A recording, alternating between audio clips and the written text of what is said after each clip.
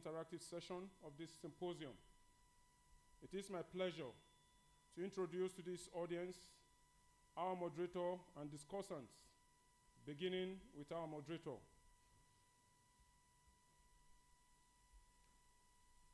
Professor Keri Mohammed is an academic with 40 years of teaching and research experience. He holds a bachelor's degree in history from University of Maiduguri and Masters of Arts and Doctor of Philosophy from University of Ibadan. He served as head of department, dean of faculty, and founding director of the Center for Peace and Security Studies at Yola.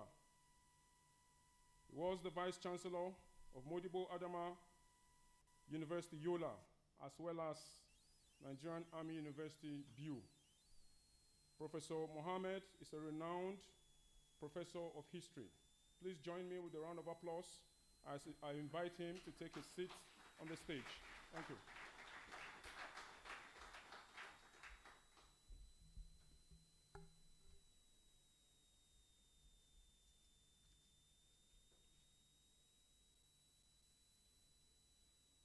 Next is our first discussant, Professor Ikena Mike Alumona.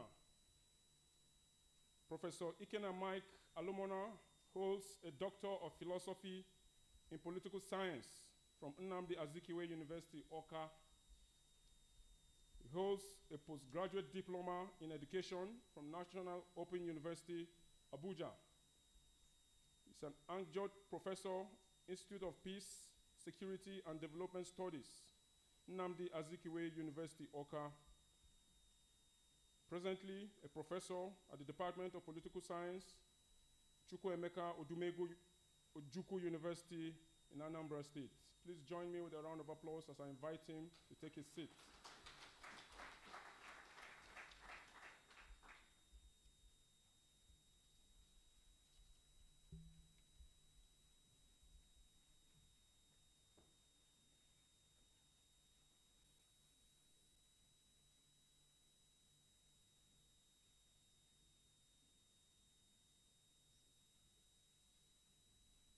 Our next discussant is Dr. Planksat Dael Bitrus.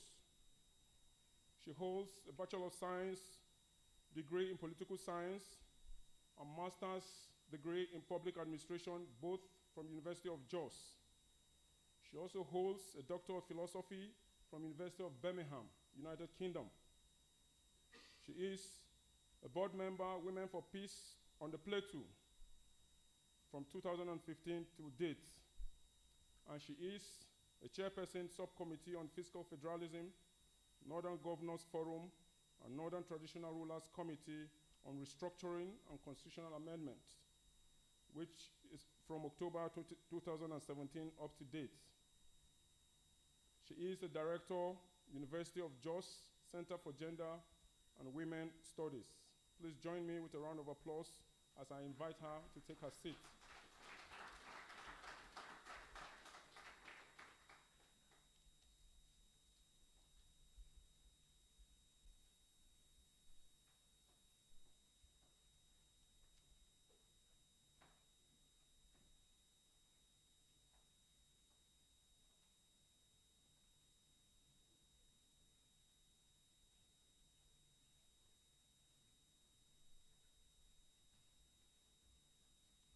The next discussant is Major General Charles Ofoche, retired. Major General Charles Ofoche, retired, holds a master's degree in strategic studies. He is an alumnus of the Harvard Kennedy School, Boston, and United States Army War College. He also attended the counterterrorism program at George C. Marshall Center in Garmisch, Germany. He was, at one point, the Deputy Military Secretary, 1, Army Headquarters, Department of Military Secretary, and also, at one point, the Chief of Transformation and Innovation in Army Headquarters, Department of Army Transformation and Innovation. It's also important to inform this gathering that this discussant was one time the commandant of this prestigious institution, Army War College, Nigeria. Shortly before his retirement from service, he was the Director General, Defense Research and Development Bureau. It's also important to inform this gathering that our discussant just recently authored a book, The Warrior Ethos. Please join me as I invite him to the stage with a round of applause.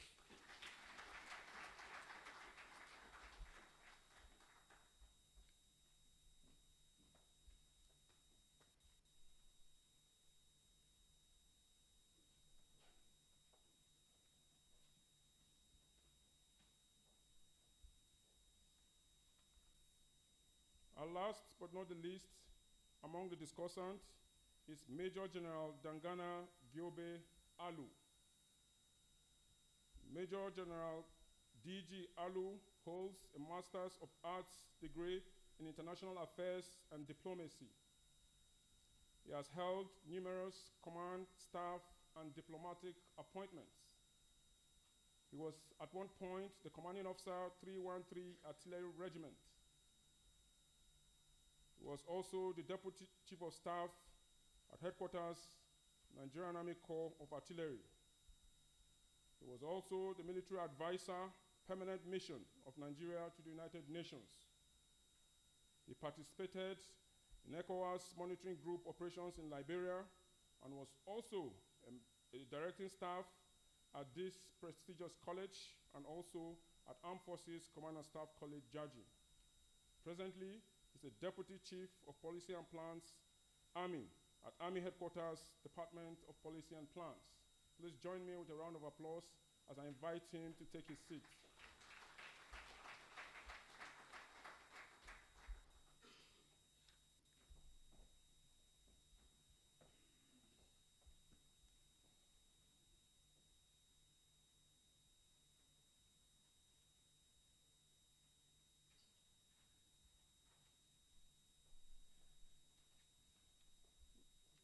May I please request the guest lecturer, Professor C.B.N. Ogbobo, to join the panelists at the stage. The guest lecturer, sir.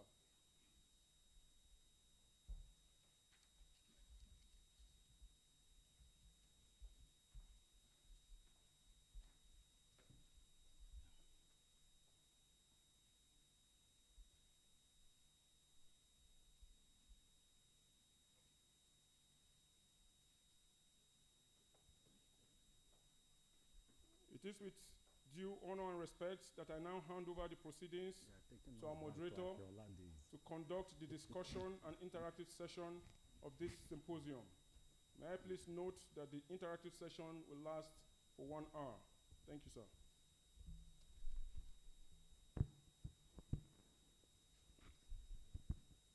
Special guest of honor. I will also stand by the existing protocol so I don't breach the protocol. First, we thank you very much, the Commandant and your team, for inviting us. And let me also use this opportunity to thank our special guest of honor, who is part of the living history of this country, particularly the events of 1967 to 1970, for sharing or for giving us a glimpse of his views. We know the views of General Obasanjo on the Civil War because, unlike most of his colleagues, he has decided to chronicle the events. His 1980 book, My Command, is basically the first shot at the historical reconstruction from his own perspective of the 3rd Marine Commando to the events of 15 January 1970. We thank you, sir, for physically being with us today and for sharing some of your thoughts. And I'm sure there are so many things you have not told us, which you hopefully might share with us at before we close. We also thank Professor Sibian Obobo for a very enlightening and a very simplified version, as simple as it can be under the situation, on the topic of disinformation in the Nigerian Civil War. Our take on it is that the war was played long before the age of social media on the pages of newspapers and on radio stations. I'm not going to take much of your time. I'm not going to recap. And I'm going to start asking our discussants to give us their perspectives briefly. And if they think something needs to be emphasized, because no one person can talk on a topic as emotive, as contemporary, and as controversial as the Nigerian Civil War, any aspect of the Nigerian Civil War, in 1 hour. So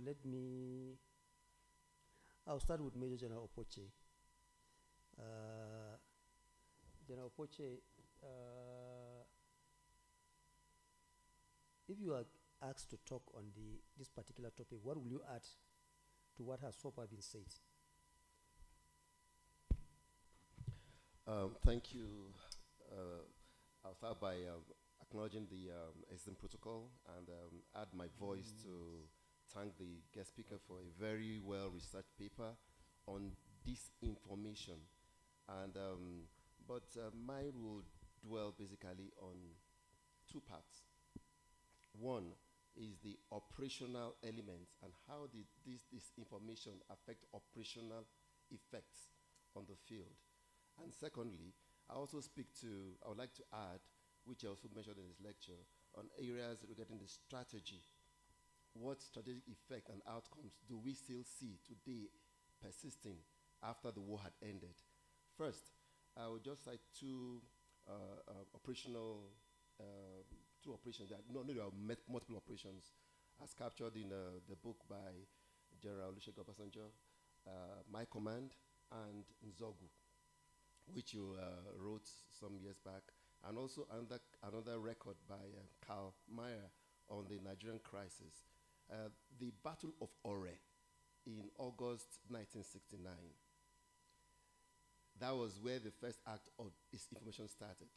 The Biafran troops went as much as getting up to Ore, close to Lagos. But before getting to Lagos, there was this information tactics that was employed by Nigerian forces, that they were going to be encircled at the rear. And that made the Biafran forces retreat very quickly. And of course, there was a counter-attack by Nigerian forces which was accompanied by radio broadcasts. And that made them lose the momentum at the time. And what was the effect? The Biafran troops, fearing encirclement, lacking verification, retreated in panic, abandoning key grounds and withdrawal, allowing federal troops to regroup and launch a successful counter-offensive, pushing Biafran forces back across the River Niger. So that was a masterstroke. They didn't need to fire a round, but used disinformation to make them cause panic within the fold. Another operation was the Abagana ambush in March 1968. The famous Biafran ambush that destroyed the Nigerian convoy. Another element of this information here was that after the attack, Biafran media greatly exaggerated the scale of destruction, claiming that the entire 2 division was wiped out. The Biafran radio broadcasted messages suggesting that federal morale was collapsing. The effect of this information was that there was a temporary boost to the Biafran morale at the war, and it also drew international sympathy. But conversely, on the Nigerian side, the federal troops, it now made them retaliate with more bitterness, and that caused high casualty and loss to the Biafran towns. So you see how this information can make you have operational advantages and sometimes change the tide of battle. Now, let us just quickly look at one, since my time is short, at the strategic outcomes of this information. A lot has happened in time past. Most countries, after fighting bitter wars, use it as a building tool for nation building. But the Nigerian case doesn't seem to be the same. One, there has been enduring ethnic distrust and regional divisions. And that is probably because we've not had a truth and reconciliation, real truth and reconciliation methodology to address the issues. Second is that there's a weakened national cohesion and identity. The national unity has been more performative than substantive. Many Nigerians do not feel, and they don't feel represented and loyal to the federal structure. And that is no reason why you see that even today we discuss things that we should have gone past. Agitations from multiple groups, try to get new identities, fight for succession and all of it. That may be a reason. And then calls for restructuring, which is now a new lexicon in our time, on true federalism that are rooted in unresolved consequences of war era of this information. And I think that is one thing that I think the whole polity should look at more seriously, like suggested by the professor. See how we can be more open, discuss these issues more openly, and find true reconciliation, so that this information and probably misinformation elements are also addressed. Then, thirdly, there's also an existing erosion of trust in the media and official narratives. They also polarized historical memory, as he mentioned in his lecture. Her memory, the accounts of the war vary from persons to persons, depending on what they know. And as time passes, our memory becomes what? Very thin, and we can't get the real substance out. So I think it's time enough for us to do some kind of compendium of all the activities of the Civil War from all the actors, and see what is the real story. Try to break it down into the nuggets and see how we can use it for nation building, tell the truth, and find some reconciliation. Then there's also the last part, which I will speak to, which is that the long-term strategic effect of this information. We'll dwell on one. Nigeria never underwent truth and reconciliation process. The lingering grievances fester under the face of often erupting secessionist calls for regional tensions. And lastly, without confronting war-era disinformation, national healing may be very superficial. Thank you. Thank you very much, General Opoche. We thank you for your insights. My next question will be to Professor Awcn Alumuna. What is your take? First, generally, on the lecture, you want to ask something. But basically, Professor Obobo says that this information effectively prolonged the war. Will you agree?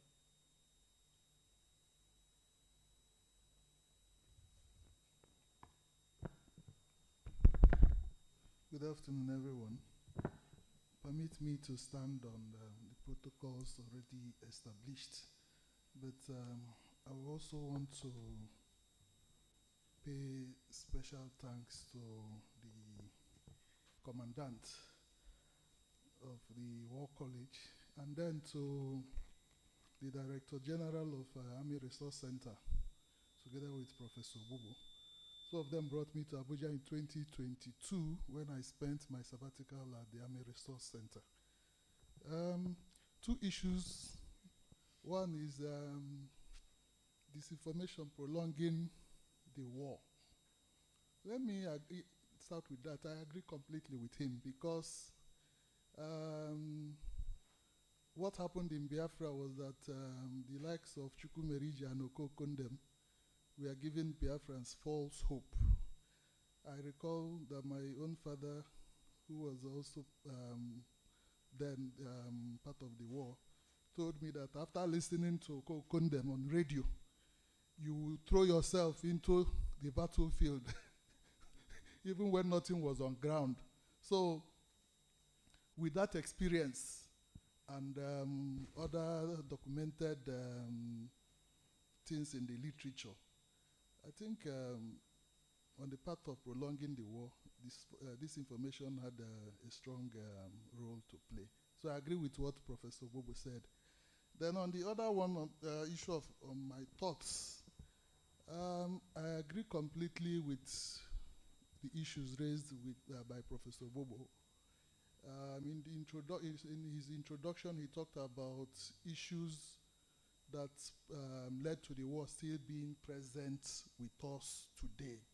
I want to lay strong emphasis on it.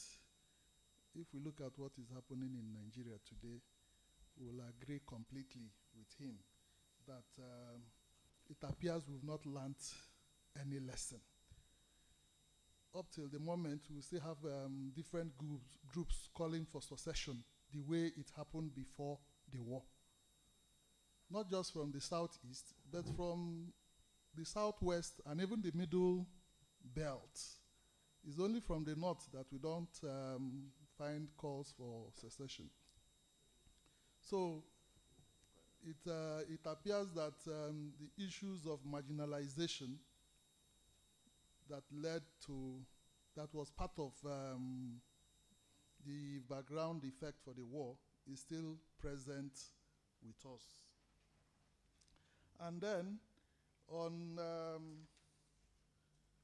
the nature and dimensions of this information, Prof raised a whole lot of issues, but for me it appears he glossed over the issue of abandoned property saga after the war. The narrative is that Igbo's properties were seized in places like Port Harcourt, in places like Lagos and Kano. Yes, these things happen, but it appears we've not adequately reported instances of where Igbos got their properties back in these three major cities. So it appears we only celebrate the negatives. Even from, in my own community, we have persons who stayed in Kano who after the war went back and also got their properties. So the abandoned property saga is the one narrative that have been so much pushed in the media space and is part of the issue of disinformation. Then the issue of the war as a religious one. We all know that the war was not a religious one. Even the Biafra and the Nigerian side never mentioned the issue of religion when the war was being declared. But along the line, particularly the Biafran side began to use the issue of religion. That is disinformation because we also have Yoruba Christians who were fighting on the part of Nigeria. So if it were to be a religious issue, I don't believe those Yoruba Christians will be against their fellow Christians. Then the issue of hunger and starvation as an instrument of war by the federal government. I want to disagree a little with Prof on that issue because starvation, these things were recorded, that the Biafran side brought it to fore and brought this to the attention of the international community. For me, it's not disinformation because these things happened. Pictures, when you look at some literature, you will see pictures of children, they were starved to death.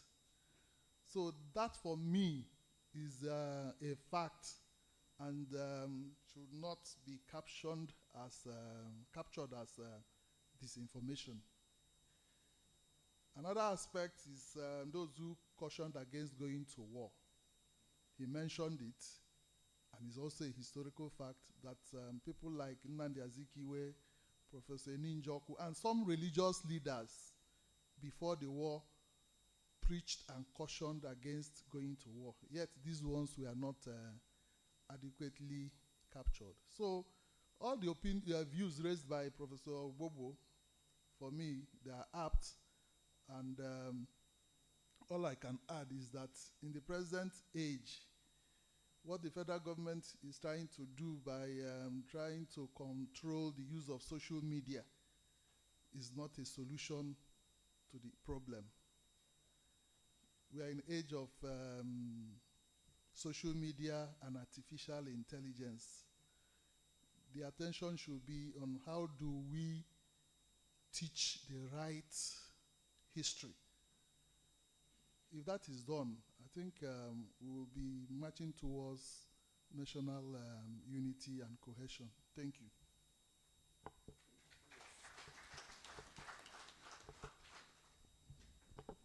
Thank you very much, Professor Lumina.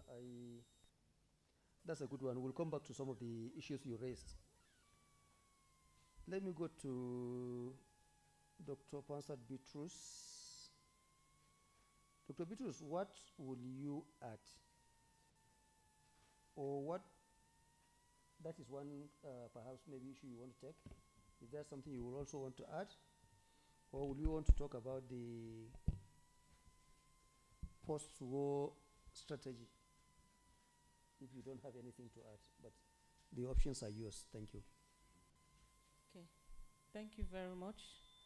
I also want to stand on already established protocol and to specially thank our guest of honor and also the commandant also for this invitation. Just my thoughts on this issue. Though it's a bit uneasy to sit by my Vice Chancellor, so the strategic positioning makes me to imagine a junior colleague confidently speaking by a Vice Chancellor who finished speaking. So, sir, I agree with everything you presented.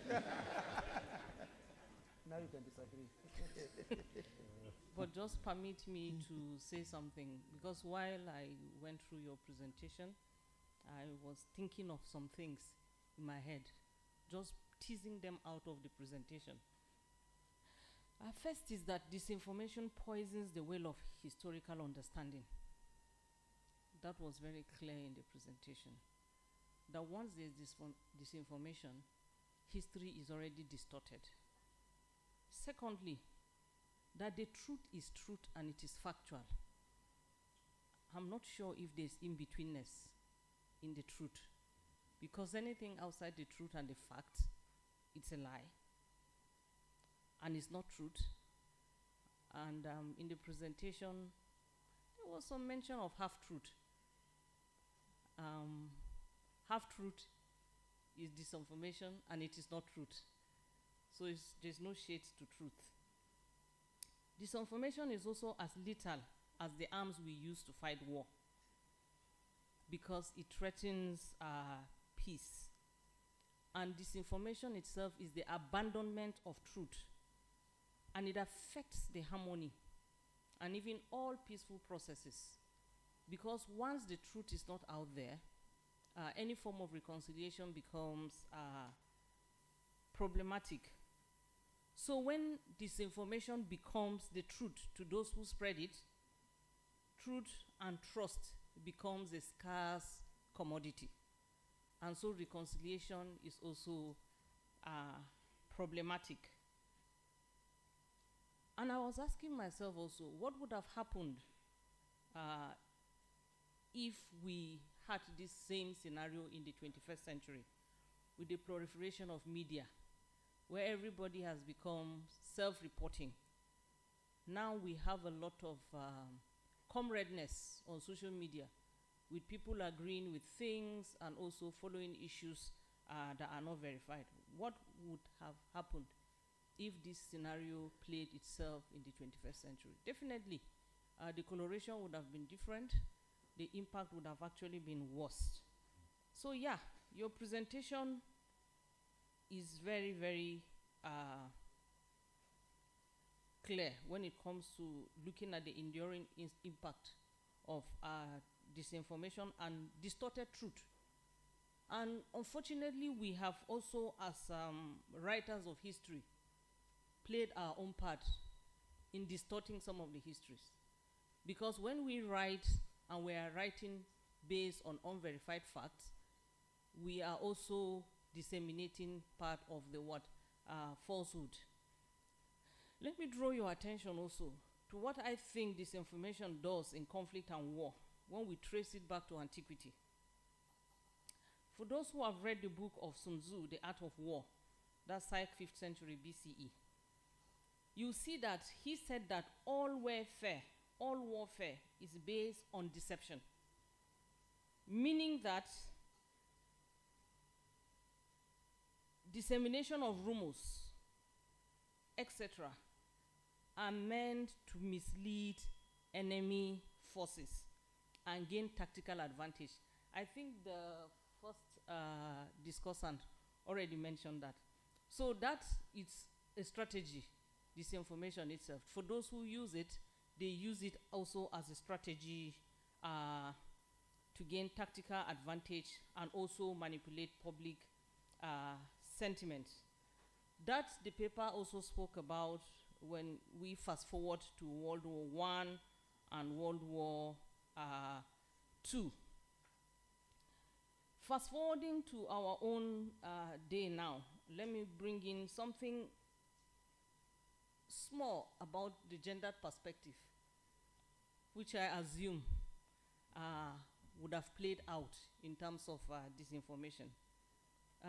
The speaker rightly pointed to a quotation from the Biafran Nightmare, which says, "I have seen children roasted alive, young girls torn into two by sharples, pregnant women eviscerated, and old women blown to fragments by Russian-made jets operated by federal forces dropping their bombs at civilian targets." Now, what happened was that during the Biafran War, for some of the histories that are not very clear, and we're still digging them out, there were women who played strategic role in terms of promoting disinformation. Because what they do was that this same set of women promoted and highlighted the sufferings of mothers and starving children, basically to dramatize the war's humanitarian crisis and solicit international aid.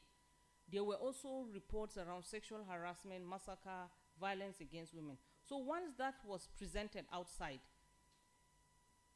it was able to win Western sympathy and also local sympathy, particularly from religious and humanitarian angle.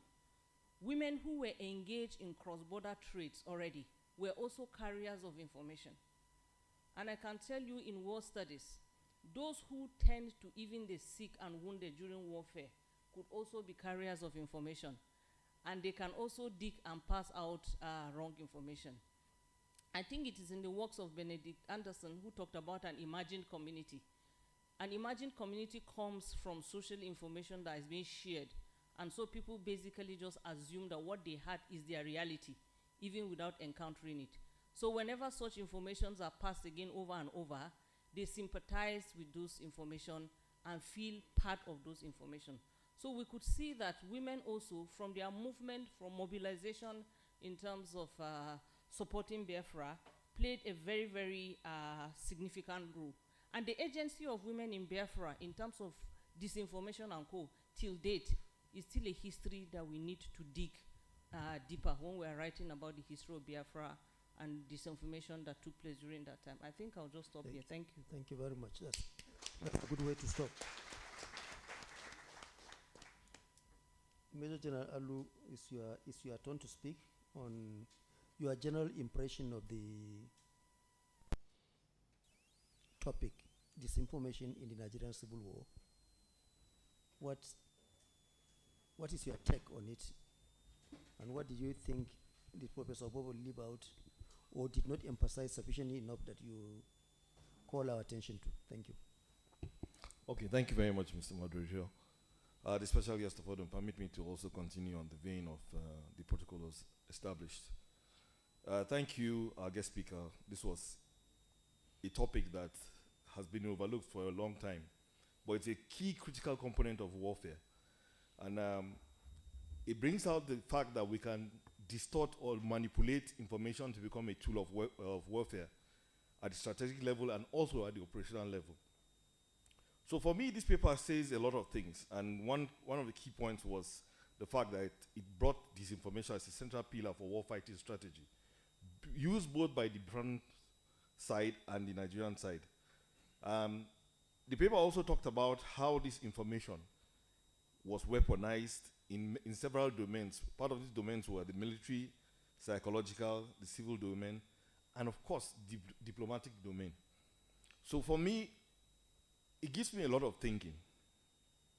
Is it that after 55 years, I still look at us lagging behind in terms of sending out narratives against Nigeria's adversaries? I'm going to situate my talk mainly on contemporary issues because I believe I'm the youngest person here.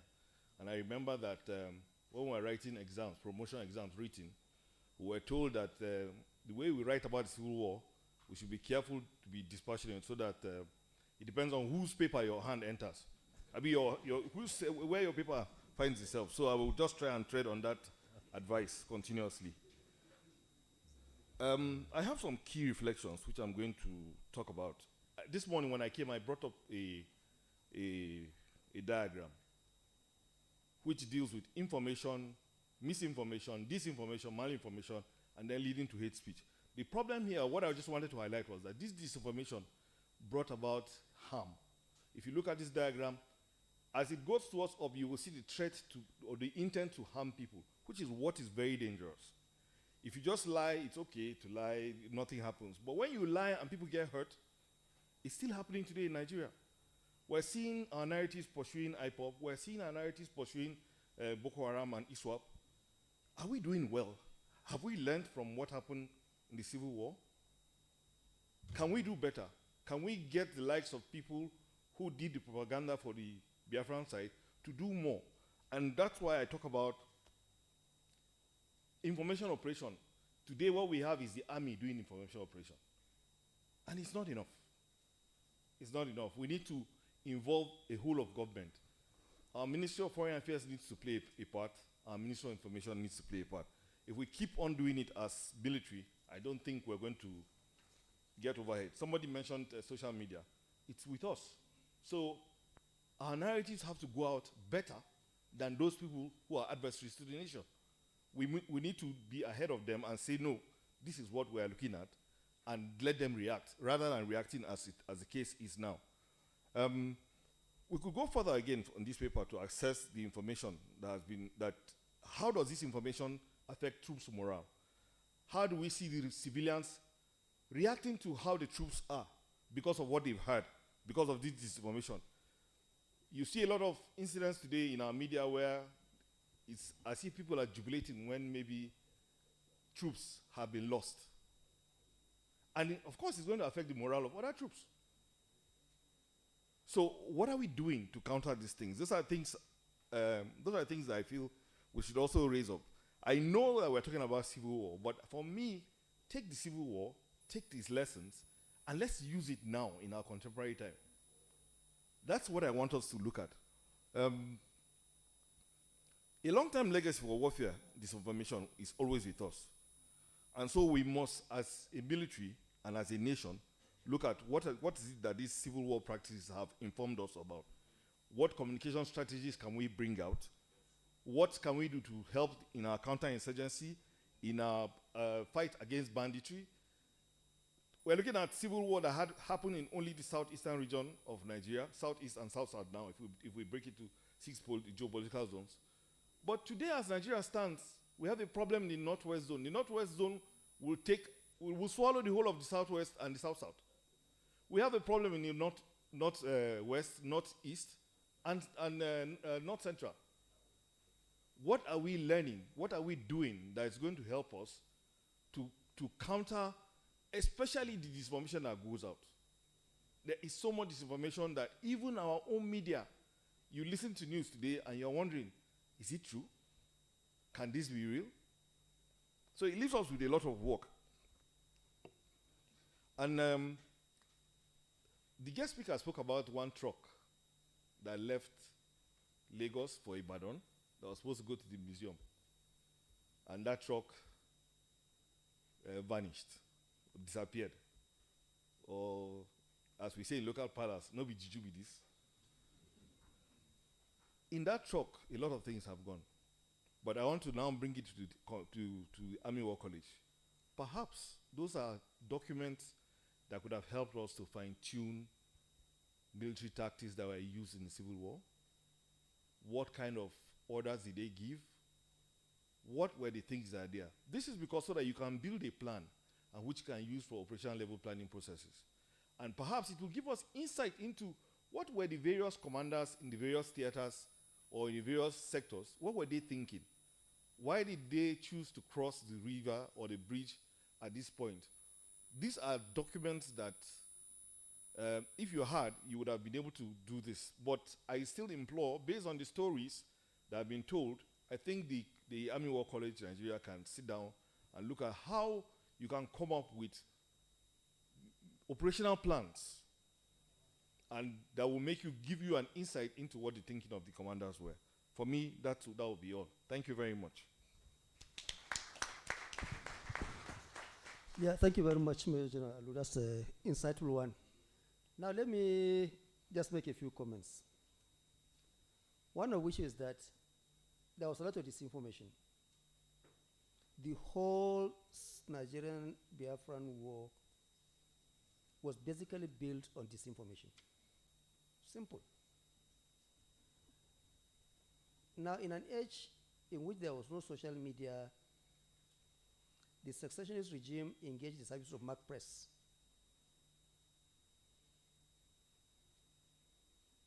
The Biafran Department of Propaganda, Director of Propaganda, what he did was to feed Mark Press, and Mark Press distributed that information all over the world, particularly in Western Europe and in America. And it easily swayed the populace in the Scandinavia, partly in the UK, and that's what led to all this story about the mass starvation, the pictures of children with kwashiorkor, very swollen tummies, and at some point, by 1968, the federal government of Nigeria was forced into creating what is called a mercy lane to allow food into Biafra.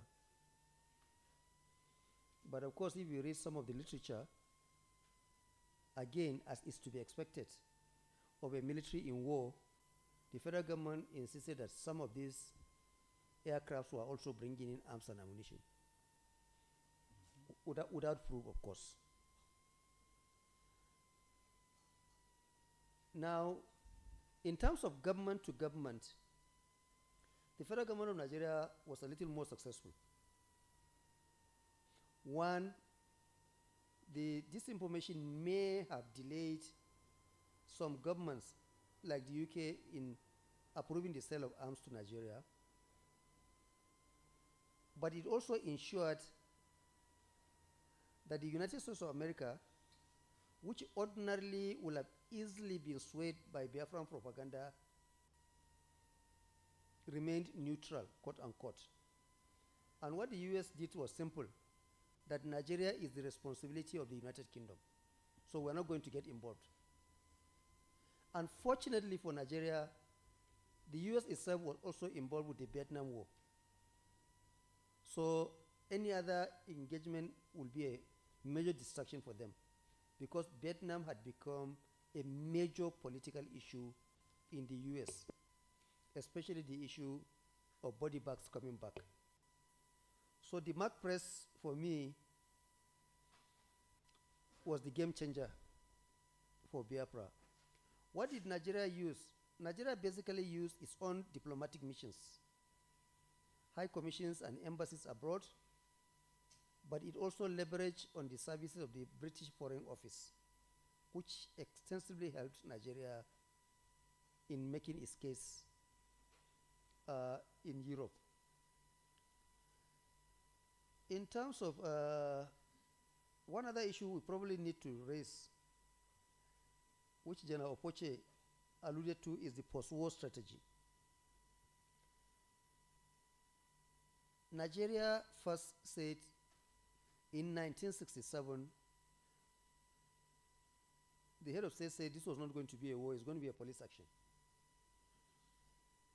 Which means we're not going all out on a military mission to kill.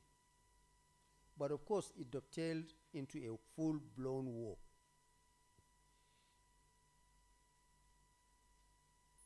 When Colonel Obasanjo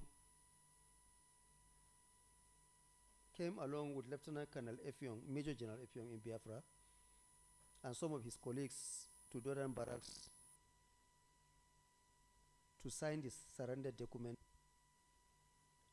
as usual, the federal government's position was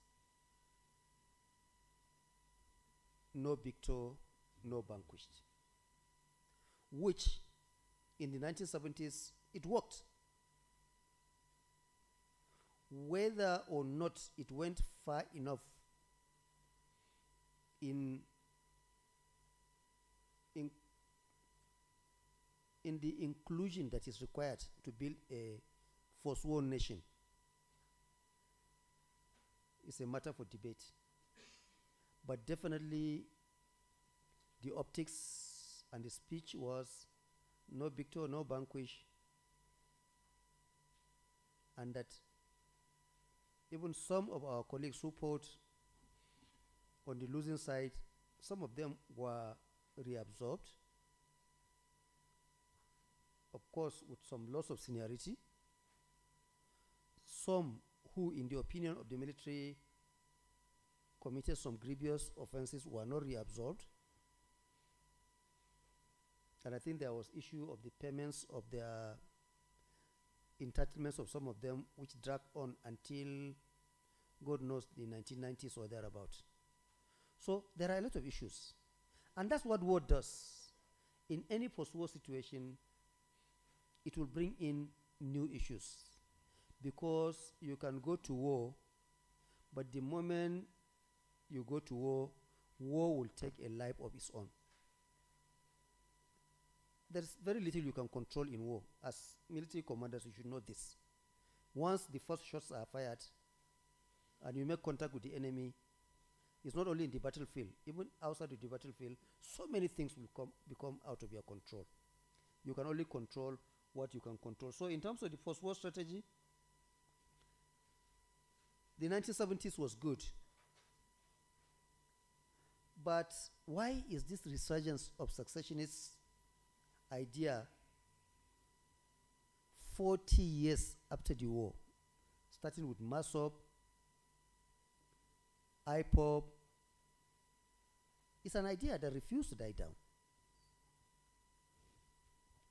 It's an idea that refused to die down partly because of our inability to manage our heterogeneity. It's simple. That's political leadership. There's nothing the armed forces can do about that. But if in 1970, the military government said, look, we are going to do a reset. If by 1980, the civilian government of President Shagari went as far